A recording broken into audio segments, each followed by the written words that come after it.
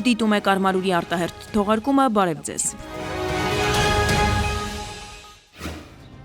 Նոյեմբերի 16-ին վաղար շաբաթ խոշորացված համայնքում համամասնական ընտրակարգով ավագանու ընտրություններ են։ Ընտրություններն անցկացնելու համար կազմավորվել է 47 ընտրատեղամաս։ Առավոտյան ժամը 8-ին Հայաստանի ընտրական օրենսգրքով սահմանված կարգով բացվել են ընտրությունների համար ձևավորված բոլոր 47 ընտրական տեղամասերը եւ ընդունել առաջին ընտրողներին։ Ընտրողների էլեկտրոնային գրանցման նպատակով օգտագործվում է 117 տեխնիկական սարքավորում։ Ընտրությունների եւ քվեարկության վերաբերյալ լուսաբանում իրականացնելու համար հավատարմագրվել են 31 տեղական զանգվածային դրատվության միջոցներ։ Ընտրությունները դիտարկելու նպատակով հավատարմագրվել է 6 դիտորդական առաքելություն, որից 2-ը համատեղ։ Վաղար շաբաթ համայնքի ընտրողների թիվն ըստ ներքին գործերի նախարարության միգրացիայի եւ քաղաքականության ծառայության տվյալների 69866 է։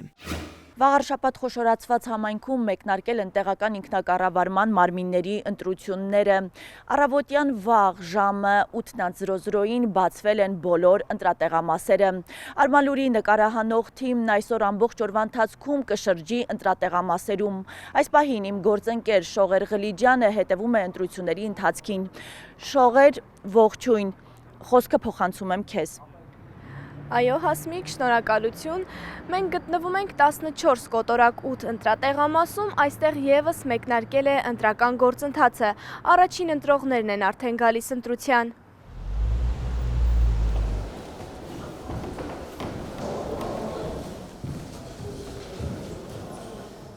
Վաղար շաբաթ համայնքի 47 ընտրական տեղամասերում ընտրական գործընթացը մեկնարկեց ճիշտ ժամանակին։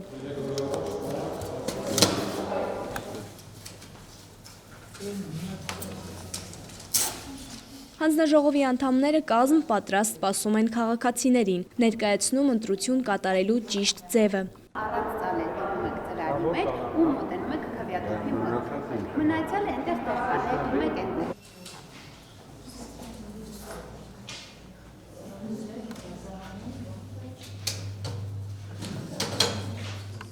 Էջմիածին քաղաքի 14 կոտորակ 8 ընտրատեղամասում գործընթացը մեկնարկում է անխոչնդոտ։ Այստեղ առաջին ընտրողներն արդեն գալիս են ընտրության։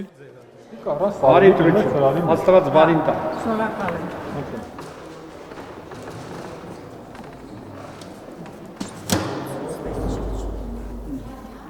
Օրը բացվելուն պես ընտրողների հոսքը կակտիվանա, վստահեցնում է տեղամասի ընտրական հանձնաժողովի նախագահը։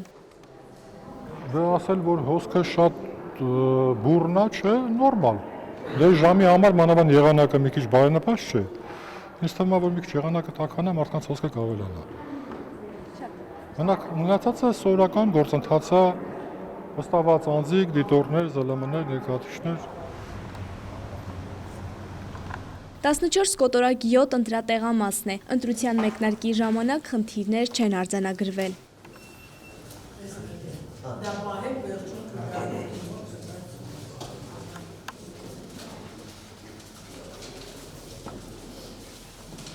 Այս ընտրատեղամասում իր ընտրությունը կատարեց Հանրապետություն կուսակցության թեկնածու Հարություն Մկրտչյանը։ Կեցե ազատ, ինքնիշխան, սուվերեն եւ անվտանգ Հայաստանի Հանրապետություն։ Թեկնածուն լրագրողների հետ զրույցում բացառեց ընդդիմությանը միանալու վարկածը։ Ես ի սկզբանե դուրս եմ եկել ընտրապայքարի, գիտակցելով, որ կռիվ եմ տալիս Ռոբերտ Քոչարյանի կեղտոտ փողերի հետ, կռիվ եմ տալիս Ռոբերտ Քոչարյանի թեկնածուների հետ վաղար շաբաթում, իսկ այդպիսիք մի քանիսն են վաղար շաբաթում։ Եվ ի սկզբանե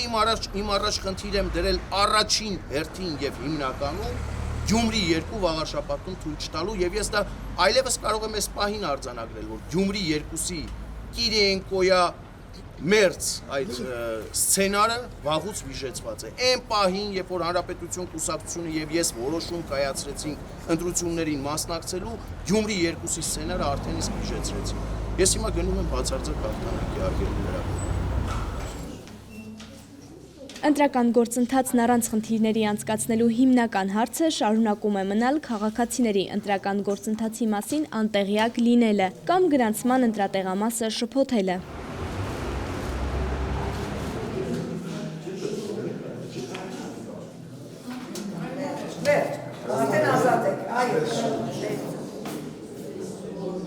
Մենք այս պահին գտնվում ենք 14 կոտորակ 20 ընտրատեղամասում, իմ զրուցակիցն է ընտրատեղամասի հանձնաժողովի նախագահ Տիկին Կարապետյանը։ Տիկին Կարապետյան, պետք է խնդրեմ ներկայացնեք, թե ինչ իրավիճակ է այս պահին, ունեք ընտրողների որոշակի հոսք արդեն։ Աշճանաբար սկսել են մի քիչ աշխուժանալ, ակնկալում ենք, որ կկատարեն իրենց պարտքը եւ կգան ընտրությունների։ Ընթանում է նորմալ, հանգիստ, բնականon ձևով։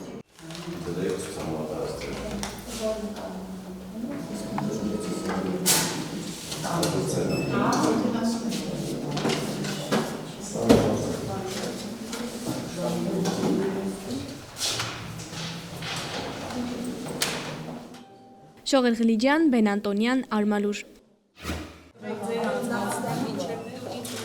Վաղարշապատում ընտրելու իրավունք ունի 69866 մարդ։ 14 կոտորակ 28 ընտրատեղամասում ժամը 10-ի դրությամբ իր քաղաքացիական պարտքն է կատարել 38 ընտրող։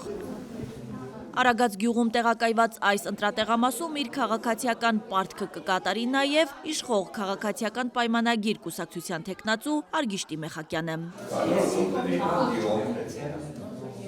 Մինչ թեկնածուի տեղամաս այցելելն այստեղ իրավիճակը մի փոքր լարվեց։ Ընտրողներից մեկը ցանկություն էր հայտնել քվեախցիկում օգնել հորեղբորը, որն ուներ առողջական խնդիրներ։ Դիտորդական առաքելություն իրականացնողներից մեկը փաստեց, որ չի կարող, քանի որ ազգակցական կապ ունի։ Ինքը ազգակցական կապ ունի, ինքը ինչ որ։ Ինչ եկեք դուք բացատրեք այդ մարդուն, եթե մեկը կարա, բացատրեք, թող մտնի ինքը։ Ես լրիվ անծանոթ կանչեմ ինձ իր հետ գնա։ Իրավիճակը հարթվեց։ Օգնելը պետքա լրիվ անծանոթ, չլինի վստահվածան, չլինի հանձնաժողովի անդամ, ուղղակի պատահական հիմունքներով մեկը ներս է մտնում, ասեմ խնդրում եմ եկեք իրեն օգնեք, չի կարողանում։ Եվ տվյալները գրանց ենք պարտադիր, գրանց համաձայնում։ Օգնողը մեկ անգամ իրավունք ունի օգնելու։ Արգիշտի Մեխակյանը կատարեց իր ընտրությունը, իդեպ թեկնածուն միայնակ էր եկել ընտրատեղամաս։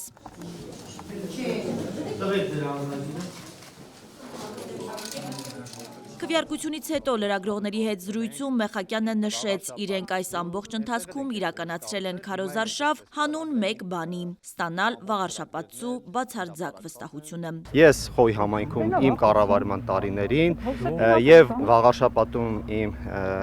պաշտոնավարման ժամանակահատվածում կարծում եմ, որ մեր բնակիչների հետ եւ հանդիպումների ժամանակ եւ մեր կատարած աշխատանքով ավելի վստահ ենք։ Իսկ նախորդ երկու դեպքերում կարող ենք ասել, որ այդքան էլ այդպես չի եղել։ Հարցին, ինչու վարչապետ Նիկոլ Փաշինյանը չի մասնակցել քարոզարշավն ամփոփող հանրահավաքին, Մեխակյանը պատասխանում է. Մեր օրակարգում ի սկզբանե չի եղել իր մասնակցությունը, մենք նույնիսկ հանրահավաք ի սկզբանե չենք էլ պլանավորել։ Դա ուղղակի քարոզարշավի ընթացքում մեր հանդիպումների ժամանակ բնակչությունից ստացված դրական էներգետիկայով պայմանավորված որոշել ենք քայլել։ Մեխակյանը մեկնաբանում է նաև թեկնածուներից մեկի Հարություն Մկրտչյանի հայտարարությունը։ Հանրապետություն կուսակցության թեկնածուն Հարություն Մկրտչյանը ասում է, որ ԿՊ-ն իր ձայները իրեն կմիանա, այսինքն առանց ձեր հետ պայմանավորվելու այդպիսի պատասխանատու հայտարարություններ անում։ Իր կարծիքն է, որ իր անձնական կարծիքն է։ Դուք չեք միանալու Հարությունին։ Մենք չունենք այդպիսի ոչ պաշտոնական, ոչ անձնական դիրք։ Այս պահին մենք գտնվում ենք 14-10 ընտրատեղամասի դիմաց, այստեղ ժամը 11:00-ին իր ընտրությունը կկատարի հաղթանակ դաշինքի ներկայացուցիչ Սևակ Խաչատրյանը։ Հիշեցնենք, Սևակ Խաչատրյանը նախորդ ընտրություններում ձայների 36.52%-ներ ստացել։ Սևակ Խաչատրյանն ընտրության է եկել իր ընտանիքի անդամների հետ։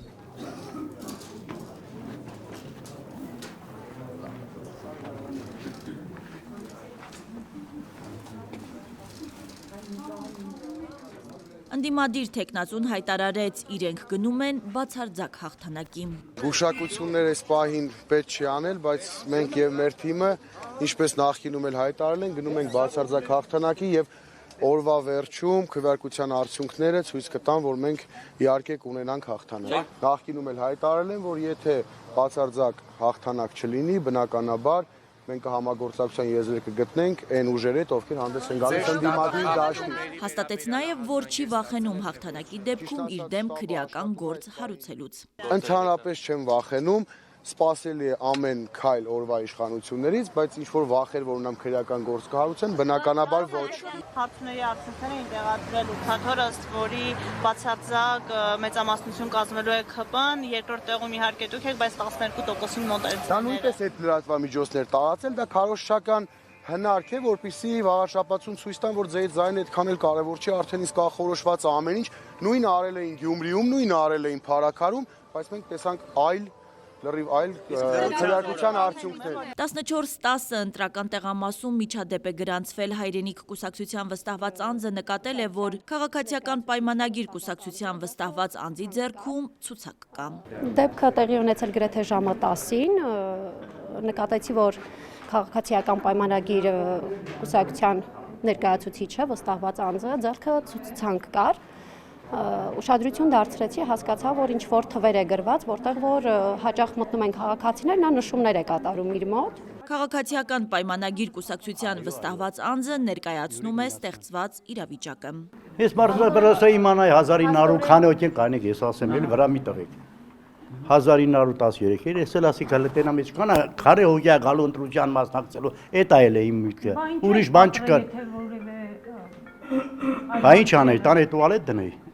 Դե ո՞նց եք ձեռքի մտել այդպես են։ Ազի ջան, ես քեզ էլ հարց չպսա, պատասխանը չկա։ Տեղեկացնենք, ընտրատեղամասերը կգործեն մինչև 20:00-ն, ինչից հետո դրանք կփակվեն եւ կսկսվի քվեաթերթիկների հաշվարկը։ Հասմիկ Ֆարադյան, Բեն Անտոնյան, Արմալուր։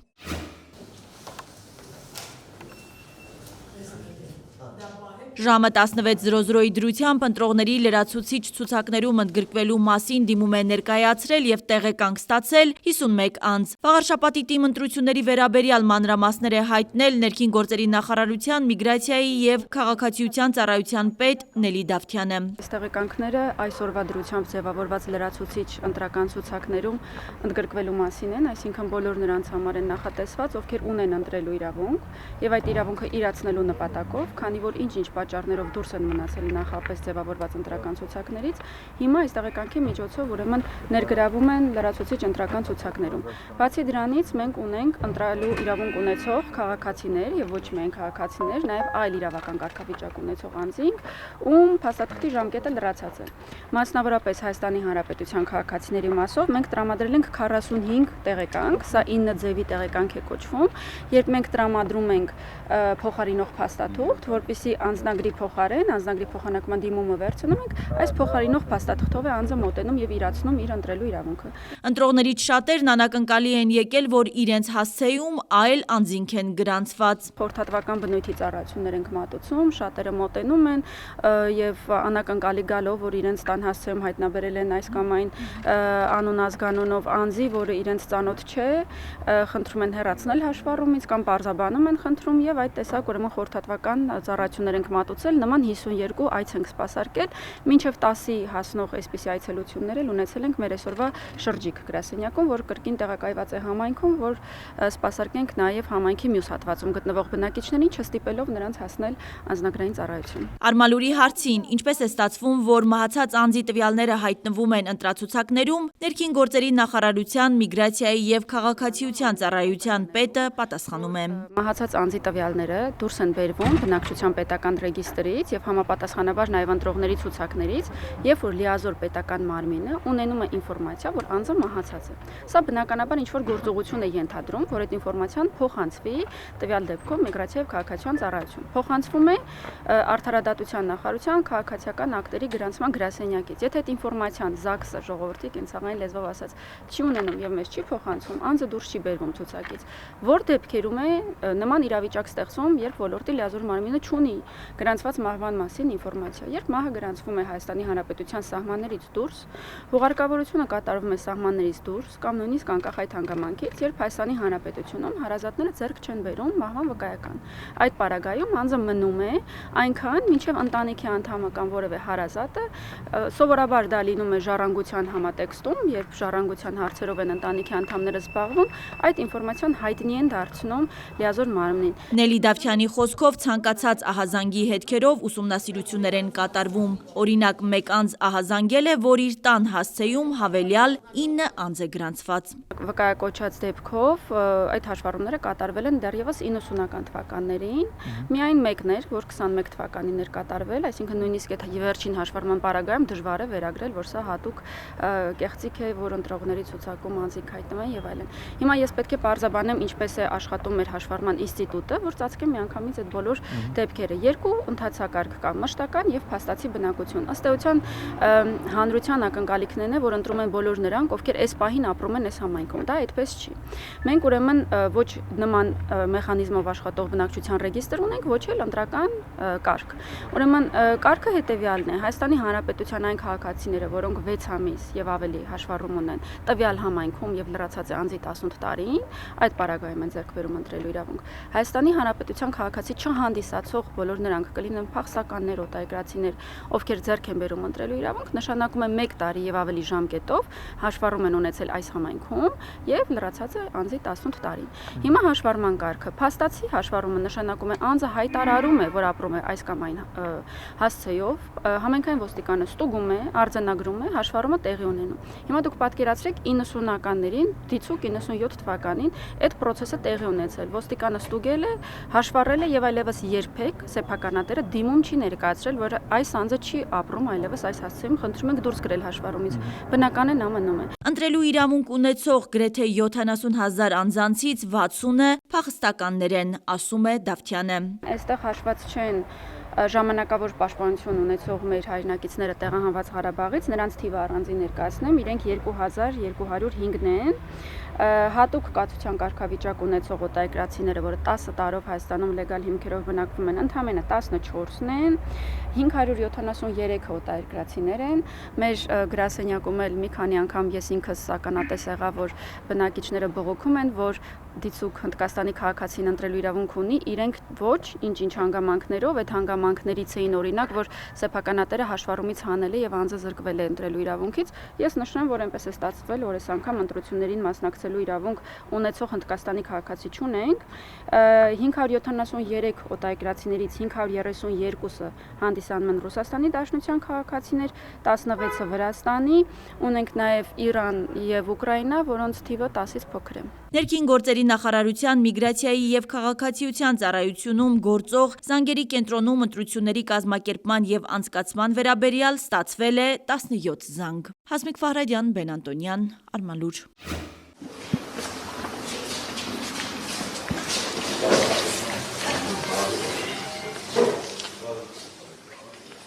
Վաղ շաբաթի թիվ 14 կոտորակ 11 ընտրական տեղամասում ընտրել է Գարեգին II ամենայն հայոց կաթողիկոսը։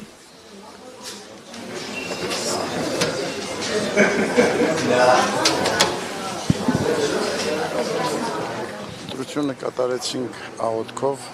հայցելով, որ արդար ընթացք ունենա եւ վաղաշաբաթ քաղաքը բարգավաճի, շենանա եւ պարգևի մեր ժողովրդին այստեղ ապրող բարոր կյանք։ Էջմիածնի մշակույթի տանը տեղակայված 14 կոտորակ 13 ընտրատեղամասում իր քաղաքացիական պարտքն է կատարել Արթուր Վանեցյանի գլխավորած հայրենիք կուսակցության կողմից վաղարշաբաթի քաղաքապետի թեկնածու առաջադրված գրող հրապարակախոս Խաչիկ Մանուկյանը։ Հանդիպումների ընթացքում ես հստակ տեսա, որ մարդկանց մոտ հավատն է փշրվել, տարիների ընթացքում տեսել են, որ իրենց քվեն, այո, ոչինչ չէր որոշում եւ հիմա էլ այդ նույն տեմպի տակ են մնացել, բայց ես կարծում եմ, որ պիտի սթափվենք, պիտի կարողանանք հասկանալ, որ մեր ձայնի իրավունքը պաշտպանելու ենք, մենք պիտի մասնակիցը լինենք մեր երկրի ընթացքի, հակառակ դեպքում ուրիշներն են որոշելու մեր երկրի եւ մեր ճակատագիրը։ Մանուկյան, ընդդիմությունը այսօր հաղթանակ տոնելու է։ Որքան են շանսերը ընդդիմության։ Ընդդիմությունը հաղթանակ որպես այդպեսին ես տեսա ընտրապայքարի ընթացքում, որ մարդիկ արդեն կարողացել են այդ թմբիրից ձերբազատվել, հասկացել են, որ ազգ ու երկիր է վերանում, այս իմաստով հաղթանակը կա։ Մնում է, ասենք, եթե վավերացվում է, այսինքն քվեների տեսքով, ուրեմն այո, այդ հաղթանակը կլինի նաև այդպես։ Կարծում եմ, եթե մասնակցությունը բարձր լինի, այո, ընդդիմությունը հաղթանակ կտոնի։ Կենտրոնական ընտրական հանձնաժողովը դիտորդներին ու զանգվածային լրատվության միջոցների ներկայացուցիչներին ուղղված հայտարարություն է տարածել, որտեղ ասված է. «Կոչ ենք անում ձեր ձևակերպումներում լինել առավել փաստարկված, երբ տեղամասում կուտակում եք նկարագրում»։ Ընտրական օրենսգիրք Սահմանադրական օրենքի 65-րդ հոդվածի 5-րդ մասի համաձայն, եթե քվեարկության սենյակում գտնվող ընտրողների թիվն այնքան է, որ ակնհայտորեն խաթարվում է քվեարկության բնականոն ընթացքը, ապա ընտրական հանձնաժողովի նախագահն իրավունք ունի սահմանափակելու քվեարկության սենյակում միաժամանակ գտնվող ընտրողների թիվը, բայց ոչ պակաս քան 15 ընտրողներին քվեարկության սենյակ թողնելով հերթով 1-1։ Այսքանն այս ժամի համար, հետևեք առաջիկա թողարկումներին։